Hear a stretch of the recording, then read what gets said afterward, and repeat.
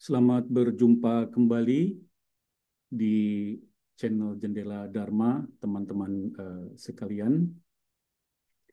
Eh, Pada kesempatan ini kita akan membahas tentang adanya tiga tingkatan kebahagiaan, di mana nanti kita akan lihat dari tiga tingkatan kebahagiaan ini, terutama pada tingkatan yang ketiga. Itu adalah merupakan realitas kebahagiaan yang hanya diajarkan dalam agama Buddha dan luput dari pengetahuan di agama-agama lain. Jadi agama-agama lain rata-rata tidak mengenal kebahagiaan yang nanti akan kita lihat pada tingkatan atau kelompok yang ketiga. Seperti apa tiga tingkatan kebahagiaan ini? Sebelumnya, teman-teman sekalian, kita akan tetapkan dulu penggunaan istilah. Ya, jadi biar jelas, eh, yaitu penggunaan istilah gembira atau senang pada satu sisi dan penggunaan istilah bahagia. Walaupun tentunya eh, pemaknaan istilah-istilah ini bisa relatif ya, bisa berbeda-beda, orang bisa berbeda pendapat, tapi setidaknya saya ingin menyampaikan dulu apa yang saya maknai, saya gunakan ya sebagai makna untuk membedakan pemaknaan dari gembira atau senang pada satu sisi, yang saya artikan gembira dan senang ini memiliki makna yang dekat sekali, hampir sama, dan di sisi lain adalah pemaknaan kata bahagia. Jadi kalau gembira atau senang itu saya maknai itu merupakan suatu kondisi batin ya yang bisa bersekutu dengan batin yang baik maupun dengan batin yang buruk ya. Sedangkan bahagia merupakan kondisi batin yang halus dan hanya bersekutu dengan batin yang baik. Sebagai contoh, ini misalnya orang eh, gembira ya atau senang ya melihat misalnya orang yang tidak dia senangi mengalami kesulitan hidup atau mengalami kecelakaan ya atau apapun yang tidak menyenangkan. Nah, dia senang karena orang itu dia tidak dia sukai atau itu musuh dia. Nah, ini tentunya suatu kondisi batin gembira atau senang yang bersekutu dengan batin yang buruk ya karena pada saat itu batin yang muncul adalah senang melihat orang lain di dalam kesulitan ya. Nah, ini adalah makna dari gembira atau senang yang buruk. Tetapi gembira atau senang juga ya bisa saja bersekutu dengan hal-hal yang eh, baik ya atau apa eh, istilahnya walaupun ada satu kemelekatan atau nafsu di situ tapi sangat halus ya, tidak terlalu berarti. Ya misalnya kita gembira ya atau senang ya bertemu dengan anggota keluarga misalnya berkumpul dengan anggota keluarga. Ini tentunya secara umum ya dalam pemahaman umum ini adalah hal yang baik karena kita berkumpul dengan keluarga ya. Tapi walaupun sebetulnya secara dhamma pasti di situ ada terselip ya kondisi-kondisi batin kemelekatan ya, yaitu kemelekatan terhadap keanggotaan keluarga ya. Nah, ini tetap kemelekatan walaupun kemelekatan ini ya tidak dianggap suatu hal yang buruk kalau di dalam masyarakat umum, tapi secara realitas dharma kemelekatan terhadap misalnya keluarga ya ini juga salah satu bentuk kemelekatan atau nafsu yang halus ya, yang tidak merusaklah secara umum ya. Tapi ini menjadi bahan bakar kelahiran kembali yaitu di dalam realitas. Nah, lalu ada istilah bahagia. Ya, ini akan saya pisahkan di sini. Khusus bahagia ini merupakan kondisi batin yang halus dan hanya bersekutu dengan batin yang baik ya teman-teman sekalian. Jadi ini yang akan saya pisahkan. Memang ini agak sulit juga ya kalau mau memisahkan secara saklek ya. Tapi ini maksudnya agar dalam pembahasan tema sekarang ini ya eh, bisa istilahnya dipahami, dipisahkan antara keadaan gembira, senang ya dengan bahagia, di mana bahagia ini saya anggap kondisi batin yang baik saja seperti itu untuk selanjutnya pembahasan eh, kita kali ini.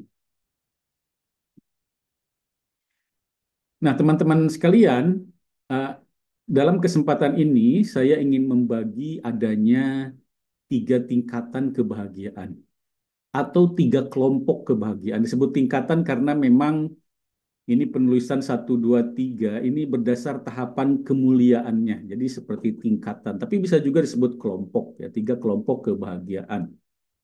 Yang pertama ini adanya kebahagiaan yang berbasiskan indrawi atau berbasiskan panca indera bisa dibilang gitu ya. Ini kebahagiaan persepsi indrawi. Yang indrawi di sini maksudnya adalah panca indera yang lima ya, yaitu mata, hidung, telinga ya, lidah ya, dan sentuhan-sentuhan jasmani tubuh ya. Yang kedua yaitu adanya kebahagiaan yang bersifat non indrawi, teman-teman ya. Yang basisnya itu bukan berdasarkan pada panca indera yang lima. Dan masih ada yang ketiga yaitu kebahagiaan pembebasan, teman-teman sekalian. Nah, ini yang akan kita bahas pada kesempatan ini. Kita akan membahas terlebih dahulu tentang kebahagiaan persepsi indrawi. Jadi kebahagiaan yang berbasis pada kepemilikan biasanya ya, dan kenikmatan-kenikmatan persepsi panca indera yaitu berdasarkan mata, yaitu apa yang dilihat ya. Lalu berdasarkan pada telinga yaitu apa yang didengar, lalu berdasarkan pada hidung yaitu apa yang dihirup, lalu berdasarkan pada lidah yaitu apa yang dikecap dan apa yang dirasakan di permukaan-permukaan atau di dalam tubuh ya berupa keadaan tubuh, sensasi-sensasi tubuh ya. Nah, hampir semua manusia itu hanya mengenal kebahagiaan yang bentuknya indrawi ini, yaitu berbasis pada panca indera. Ya, nantinya akan kita lihat ada bahayanya di sini bahwa batas antara kesenangan indrawi yang buruk dan kebahagiaan indrawi yang baik itu sangatlah tipis. Nah, ini teman-teman bisa kita pahami ya bahwa kita manusia dan bahkan juga hewan dan juga para dewa ya ini memiliki eh, kebahagiaan berdasarkan persepsi panca indera ini, berbasiskan panca indera. Misalnya mata. Jadi kita akan merasa senang ya atau gembira atau bahkan bahagia ya jika kita melihat pemandangan-pemandangan yang dilihat oleh mata ya. Tadi kan saya memisahkan antara gembira, senang dan bahagia. Contohnya begini. Kita misalnya melihat kekasih kita lah ya, kita punya kekasih misalnya atau suami atau istri ya atau anak, dilihat mata ya kita bertemu, kita merasa senang gembira ya. Nah, eh, senang gembiranya itu kalau di dalam Buddhisme itu dikarenakan ada kemelekatan ya, kemelekatan terhadap pasangan ya, terhadap kekasih, terhadap anak misalnya ya. Walaupun itu secara umum di masyarakat tidak buruk, tapi itu bisa dikelompokkan pada nafsu ya, nafsu yang halus yang dianggap secara umum normal. Demikian juga telinga ya, misalnya senang gembira mendengarkan lagu-lagu, hidung senang gembira dengan merasakan wewangian, ya, lidah senang ketika merasa makan makanan yang baik dan tubuh juga mendapatkan sentuhan-sentuhan yang nyaman menjadi senang. Nah, rasa-rasa senang ini terkelompok kepada nafsu ya. Kalau istilah bahasa Budanya, bahasa Buddhisnya, bahasa palinya tanha ya, yang nantinya menjadi bahan bakar untuk kelahiran kembali setelah kematian. Nah, tapi tadi kan basisnya kita membedakan antara rasa senang gembira ya dan kebahagiaan. Kebahagiaan contohnya apa?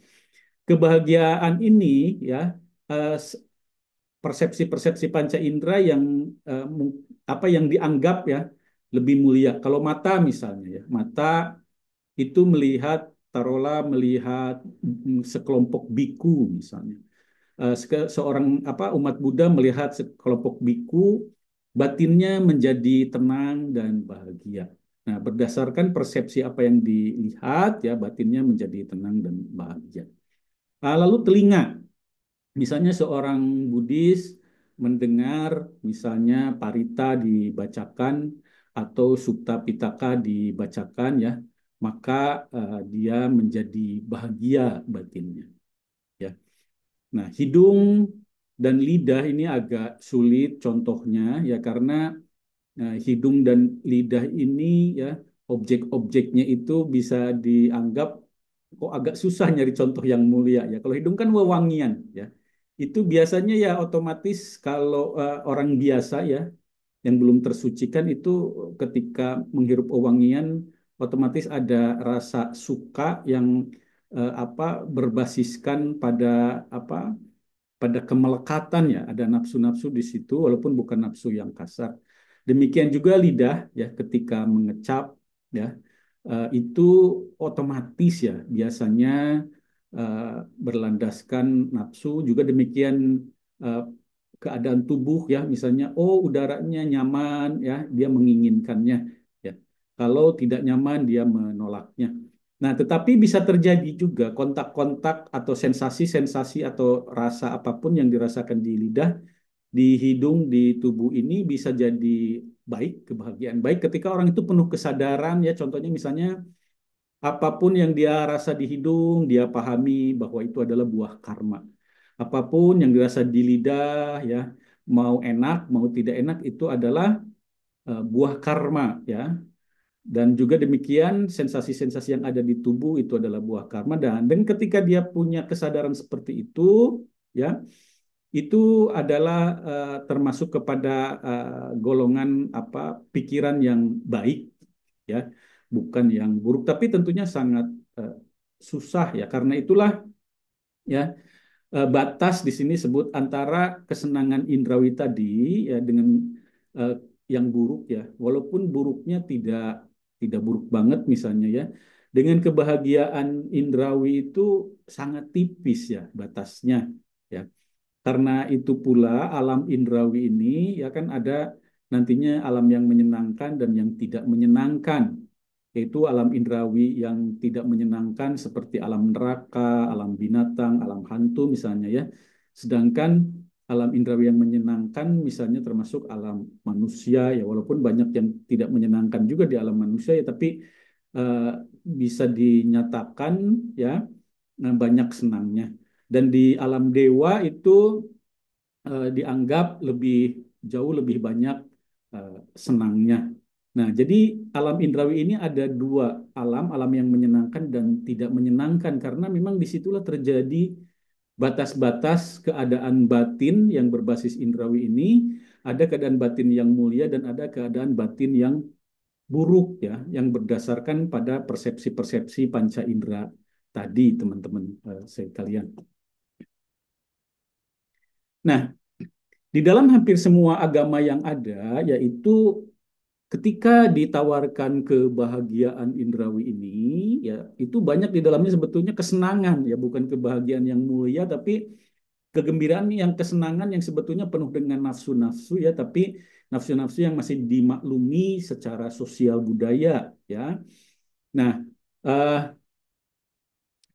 tetapi yang ditawarkan ya sebagai misalnya kalau orang berbuat baik ya banyak berbuat baik dalam kehidupan ini maka di kehidupan berikutnya akan dijanjikan kebahagiaan indrawi yang lebih kuat kualitasnya sebagai pahala ya atas perbuatan baiknya yaitu biasanya disebut kebahagiaan indrawi yang dialami di alam surgawi Ya, ini hampir di semua agama. Maka dengan janji-janji ya kebahagiaan indrawi ini, eh, manusia-manusia itu berusaha untuk mengikuti aturan agamanya, ya. Sehingga mereka berharap misalnya ketika di alam manusia ini mereka hidup berkekurangan secara materi, ya, nanti katanya jika banyak berbuat baik bakal bisa masuk alam surgawi setelah kematian, dan di sananya semua serba berkecukupan, bahkan serba berlimpah secara materi. Dan materi ini kan dinikmati oleh panca indera, ya, apakah itu oleh mata, ya, pandangan indahnya, apakah oleh telinga, suara-suara yang indah, atau oleh kecapan-kecapan di lidah, ya, lalu wewangian, ya, dan sentuhan-sentuhan. Nah, itu di alam surga itu kualitasnya konon sangat bagus, sangat dalam tapi halus, ya, jauh lebih halus dari kualitas-kualitas eh, apa tadi persepsi panca indera yang ada di alam eh, manusia. Nah, jadi sebetulnya memang di sini pada akhirnya kebahagiaan indrawi yang ditawarkan oleh agama-agama yang ada itu ya sebagai pahala perbuatan baik di alam manusia sekarang dan nanti diterimanya setelah kematian, itu sebetulnya kalau tadi kita pisahkan antara gembira, senang dan bahagia, banyak juga hal yang sebetulnya itu kegembiraan dan kesenangan, ya. Kegembiraan, kesenangan apa yang dirasakan di mata, di telinga, di hidung, ya, di panca indera ini, ya. Dan itu kalau secara konsep Buddhisme itu belum tentu kebahagiaan, tapi bentuknya kesenangan. Jadi ada muncul disertai dengan nafsu-nafsu yang menikmati kesenangan-kesenangan panca indera tadi. Ya, walaupun nafsunya bukan nafsu yang secara budaya dianggap eh, kasar.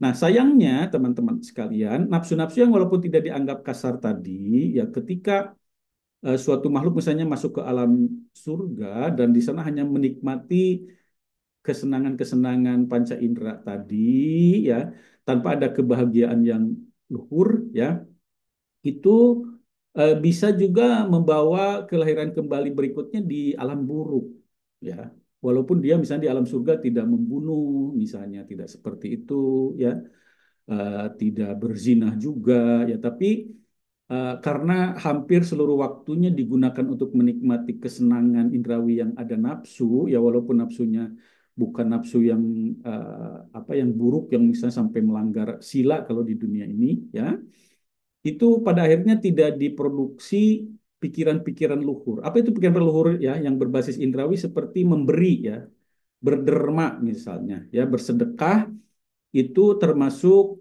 kebaikan, ya, di alam berbasis indrawi.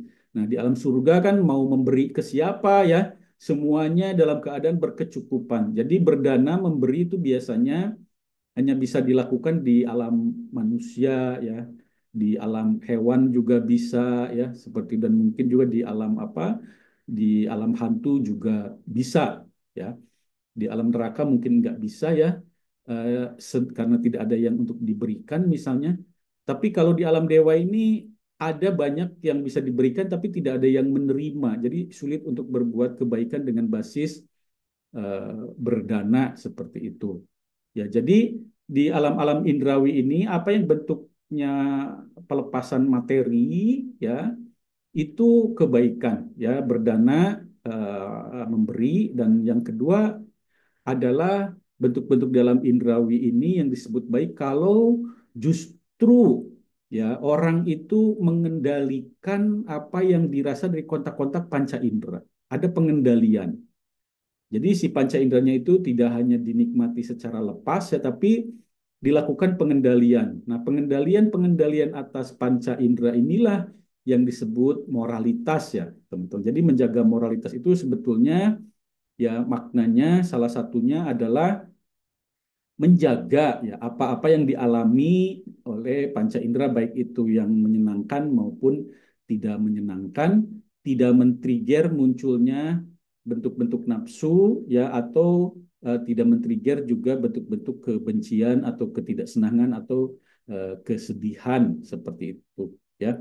Nah, jadi memang agak sulit sebetulnya mengendalikan persepsi-persepsi eh, indrawi ini. Karena itulah ini kebahagiaan indrawi ini ya tadi batasnya itu ya antara kebahagiaan yang baik dengan kesenangan yang sebetulnya mengandung nafsu-nafsu itu sangat tipis ya dan sangat berbahaya teman-teman sekalian. Karena itu di dunia Buddhism ini sebetulnya yang harus pertama dilepas dari nafsu-nafsu yang ada itu adalah nafsu-nafsu panca indera, teman-teman sekalian. Nah, lalu bagaimana dengan kebahagiaan non-indrawi? Ini kebahagiaan jenis yang kedua. Nah, kebahagiaan non-indrawi ini jarang sekali diketahui keberadaannya oleh manusia, ya. Eh, karena itu jarang sekali yang bisa mengalaminya, ya. Jadi hampir semua manusia, apalagi binatang, makhluk hantu, misalnya kalau binatang dan makhluk hantu pasti semua pengalaman yang dialami ya di kehidupannya ini adalah kehidupan berdasarkan indrawi ya panca indera baik yang menyakitkan maupun tidak menyakitkan persepsi-persepsi indrawi yang ada. Nah, kalau manusia itu bisa juga berlatih untuk mendapatkan pengalaman-pengalaman non indrawi tapi ini jarang sekali ya. Nah, agama Buddha atau Buddhism itu dalam hal ini mengajarkan secara cukup detail teknis untuk mencapai kebahagiaan non indrawi ini. Jadi dalam kitab suci Buddhism itu di Sutta Pitaka dan pengajarannya itu masih tersedia cukup detail ya teknis-teknis bagaimana untuk berlatih agar kita sebagai manusia bisa mencapai kebahagiaan non indrawi yaitu kebahagiaan yang bukan berbasiskan pada panca indera ya yaitu yang secara umumnya dikenal dengan mempraktekkan meditasi rupa jana dan arupa jana. Nah, tampaknya praktek jana ini sebetulnya selain di Buddhism juga ada dalam agama Hindu India misalnya ya karena Buddhism dan Hindu India itu asalnya sama satu rumpun ya bahkan bisa dibilang penamaan agama Buddha agama Hindu itu dulu kan belum ada ya yang ada hanya sekte-sekte pertapaan di India pada zaman yang mulia Buddha ya. Jadi satu rumpun asalnya ya. Nah, tapi dalam agama lain ya selain maksudnya agama lain itu agama selain Buddha dan Hindu ya, taruhlah agama-agama yang dari Timur Tengah ya. Itu bisa juga ada orang-orang tertentu yang secara tidak sengaja ya itu bisa masuk ke alam pikiran kebahagiaan non indrawi ya atau disebut kebahagiaan rupa jana misalnya gitu ya.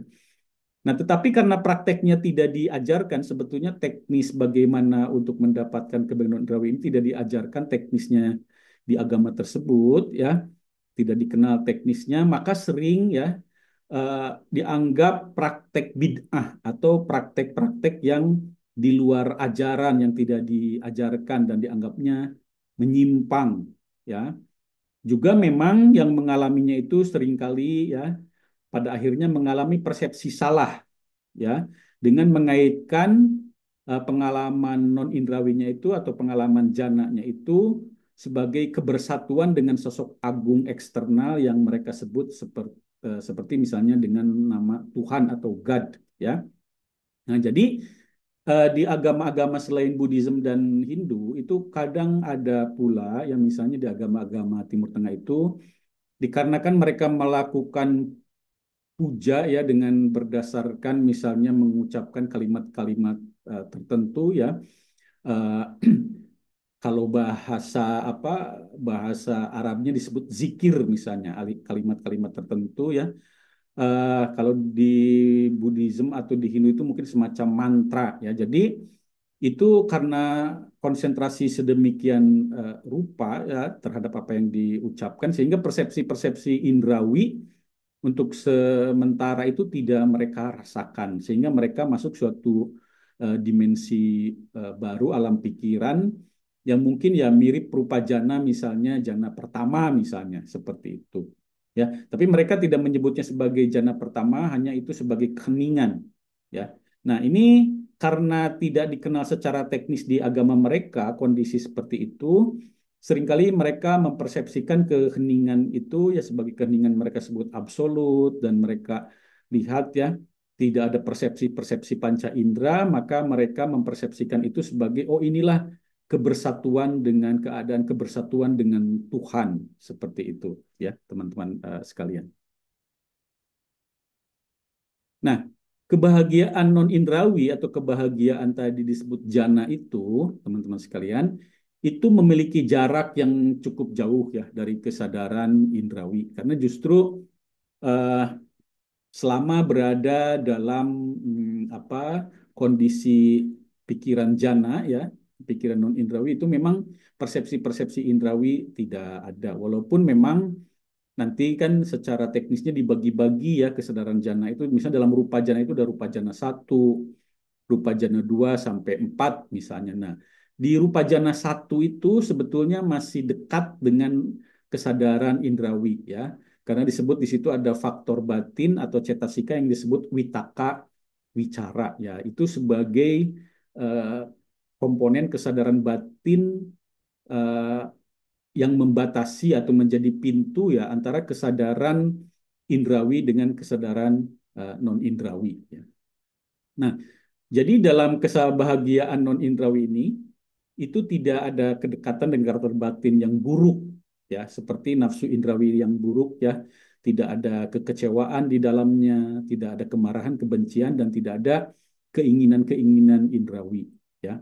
Nah, juga persepsi tentang aku ya di dalam pengalaman jana itu menjadi melemah ya selama ada dalam persepsi kebahagiaan non indrawi ya teman-teman sekalian. Jadi kebahagiaan non indrawi ini ada dan bisa dilatih dan ini akan menutup atau menekan ya eh, apa nafsu-nafsu ya yang dari tadinya ada karena kontak-kontak di panca indera ya di mata, di telinga, di hidung, di lidah dan sentuhan jasmani. Jadi selama ada di dalam kesadaran non indrawi ini ya yang disebut jana itu ya itu persepsi indrawi tidak ada.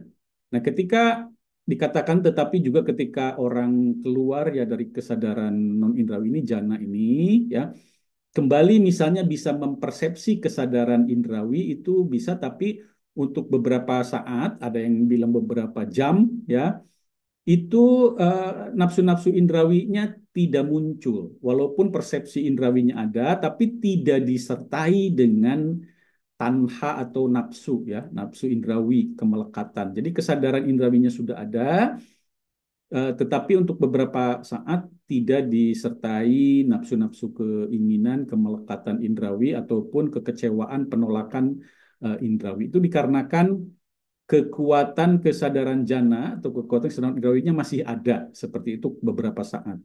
Ya, katanya sih bisa bertahan untuk beberapa jam katanya. Seperti itu teman-teman sekalian.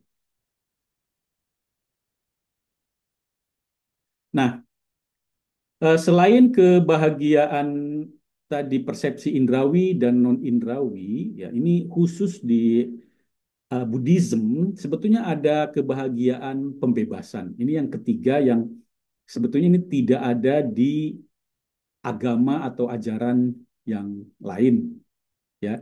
Walaupun apakah oh pembebasan ada katanya misalnya di Hindu ya, tapi eh, jika kita perbandingkan, ya itu akan cukup ada perbedaan yang eh, besar, ya ada yang perbedaan yang besar, terutama di masalah eksistensi jasmani dan eh, batin, ya.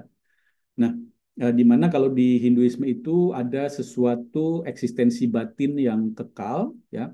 Kalau di Buddhism ini tidak ada eksistensi batin yang kekal. Nah, kebahagiaan pembebasan adalah kebahagiaan karena ada noda-noda batin yang hancur atau padam. Ya, noda batin ini sebetulnya adalah karakter batin juga, faktor batin juga noda batin ini, atau bisa disebut cetasika-cetasika batin yang buruk, ya, atau faktor-faktor karakter-karakter yang buruk. Jadi noda batin itu maksudnya adalah karakter batin juga ya. Nah, ketika karakter batin ini ada yang hancur padam untuk selamanya, ya itu adalah munculnya kebahagiaan pembebasan. Ya. Nah, ini teknisnya juga ada di dalam kitab suci Buddhism ya, di dalam apa Sutta Pitaka ya. Dan inilah sebetulnya yang menjadi tujuan utama bagi umat Buddha berlatih ya, yaitu agar pada akhirnya bisa menghancurkan noda-noda batin untuk selamanya. Nah, berbeda dari kebahagiaan indrawi ataupun kebahagiaan non indrawi, tadi ada kebahagiaan jana ya, yang sifatnya tidak kekal. Jadi kebahagiaan indrawi maupun kebahagiaan non indrawi itu tidak kekal. Kalau kebahagiaan pembebasan ini memiliki basis kepadaman noda batin, di mana kepadaman tersebut adalah kekal. Artinya padam untuk selamanya.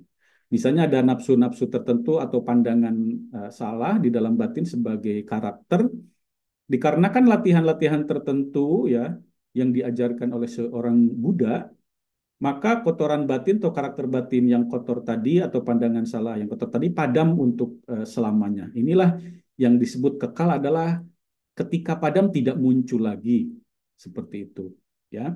Jadi kepadaman yang dimaksud ini adalah kepadaman noda batin ya, atau juga disebut kepadaman sebab akibat juga ya, karena seluruh faktor batin yang muncul, karakter-karakter yang muncul itu bisa sebagai sebab, bisa juga sebagai akibat ya, membentuk sebab akibat. Nah, ketika suatu rangkaian sebab akibat padam untuk selamanya, ini disebut kepadaman noda ya.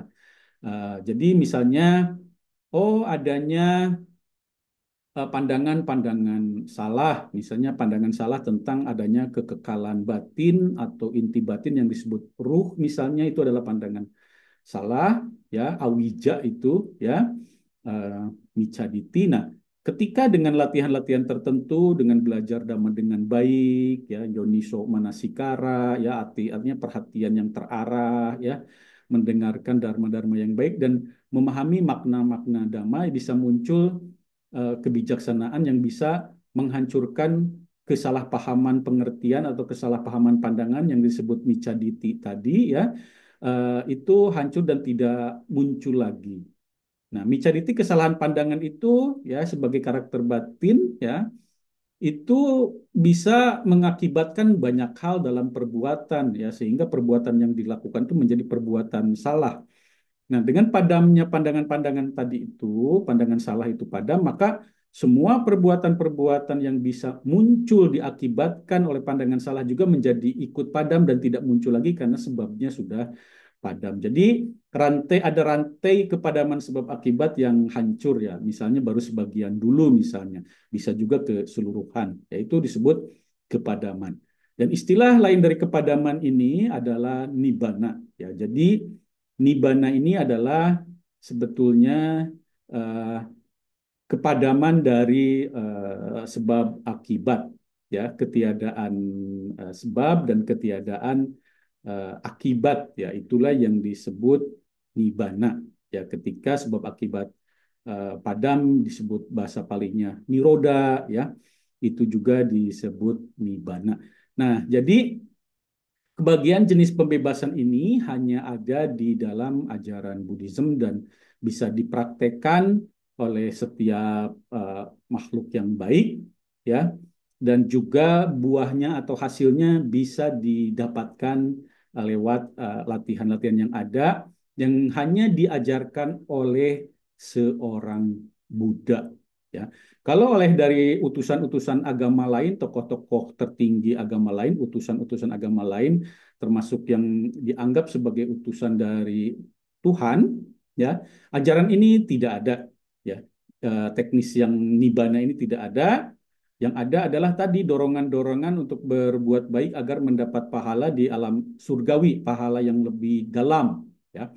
Nah, kalau di Buddhism, ya, pahala indrawi di alam surga itu juga masih kemelekatan, ya, masih hasil dari kemelekatan dan bisa menjadi penyebab kemelekatan. Makanya Ini bisa ditempuh kebahagiaan pembebasan yang berdasarkan dari kepadaman sebab akibat yang bisa dilatih, teman-teman sekalian. Nah, kebahagiaan pembebasan ini ya itu bisa disebut khas hanya ada dalam Buddhism ya. Jalan dan teknis menuju kebahagiaan pembebasan secara jelas dan detil diajarkan dalam Buddhism dan dapat ditempuh oleh manusia manapun juga oleh para dewa. Kebahagiaan pembebasan ini sangat kokoh, halus, dan mulia, dapat dialami baik di alam indrawi maupun di alam non-indrawi. Jadi maksudnya kalimat terakhir tadi itu, kalau seseorang sudah mencapai berkat latihannya ya, menghasilkan kepadaman misalnya baru sebagian dulu atau keseluruhan ya kepadaman dari sebab akibat batin ya tadi batin-batin yang berupa noda ya. Nah, itu setelah padam kan tidak muncul lagi. Karena sebab akibatnya sudah hancur di situ, maka keadaan-keadaan batin yang menjadi akibat itu tidak muncul lagi karena sebabnya sudah hancur. Ya, nah misalnya ketika seseorang misalnya sudah mencapai praktek ya pemadaman pada tingkat anagami misalnya, praktek pemadaman noda-noda belenggu-belenggu pada tingkat anagami misalnya, yang salah satunya di dalamnya adalah atau ada dua di dalamnya, salah duanya ya salah satunya adalah misalnya pemadaman nafsu-nafsu yang berbasiskan indrawi. Ya, jadi walaupun seorang anagami itu tetap bisa melihat, mendengar, mengecap dengan lidah, ya, membawi dengan hidung dan uh, apa sensasi-sensasi jasmani, tapi semua kotak-kotak indrawi itu tidak menimbulkan nafsu-nafsu keinginan, ya, tidak seperti orang biasa, ya. Nah, juga seorang anagami tidak mengalami penolakan-penolakan kemarahan-kemarahan ya. Misalnya dikarenakan jasmaninya itu kepanasan, tidak nyaman ya.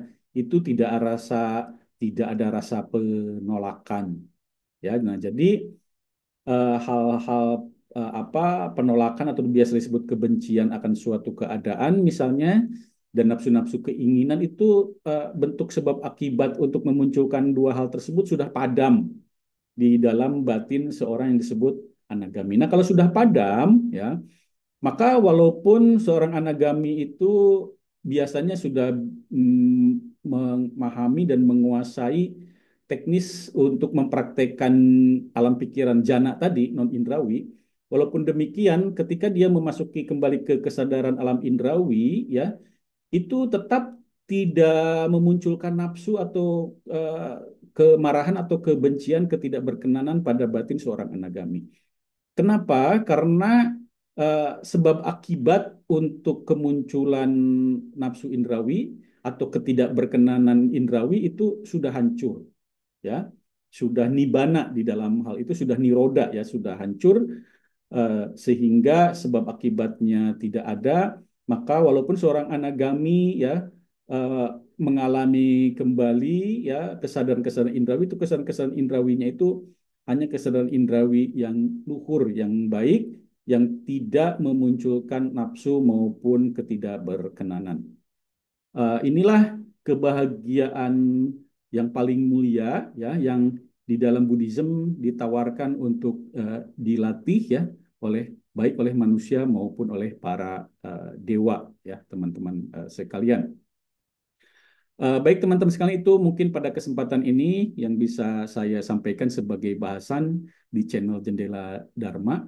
Ya, Buddhism itu memang sangat menarik. Maka dari itu teman-teman sekalian, mari kita kaji dan masih banyak yang bisa kita kaji. Semoga teman-teman sekalian selalu dalam keadaan batin yang baik, batin yang luhur, dia ada di dalam kesejahteraan dan sehat selalu serta berbahagia.